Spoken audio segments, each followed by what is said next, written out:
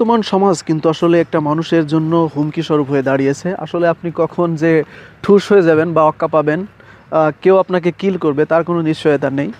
এজন্য এটা থেকে যদি আপনি বাঁচতে চান বা পরিত্রাণ পেতে চান, তাহলে আপনাকে যে কাজটা করতে হবে সেটা হলো ৩টা কাজ করলে আপনি এটা থেকে মুক্ত হতে পারবেন। প্রথমত কি জানেন? যে প্রথমত হচ্ছে, আপনি যদি আপনার মুখটাতে তালা মেরে রাখেন, তাহলে আপনার শত্রু হওয়ার সম্ভাবনা কমে যাবে।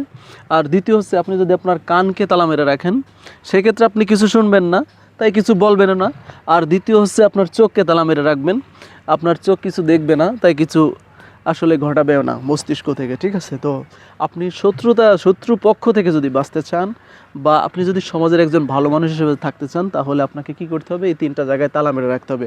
অর্থাৎ আপনি কিছু শুনছেন না, কিছু জানেন না, কিছু দেখছেনও না, সেভাবে যদি আপনি চলাফেরা করতে পারেন, তাহলে আপনার শত্রুতা কমে গেল এবং আপনি কিন্তু সমাজে কিন্তু ভালো থাকলেন।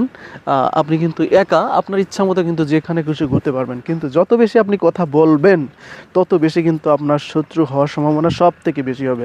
এই জন্য আমাদের কিন্তু এই 3টা জায়গা যদি আমরা তালা মেরে রাখি, তাহলে কিন্তু ভালো মানুষ হয়ে থাকা সম্ভব এবং ভালো হয়ে চলাফেরা করা সম্ভব। না হলে কিন্তু জীবনের ঝুঁকি থাকবে।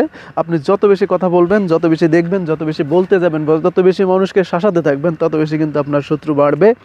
এই জন্য আপনাকে কিন্তু এই 3টা জায়গা থেকে সরে আসতে হবে, অর্থাৎ ব্যাকআপ নিয়ে নিতে হবে। তো সবাই ভালো থাকবেন। ভালো লাগলে অবশ্যই কমেন্ট করবেন।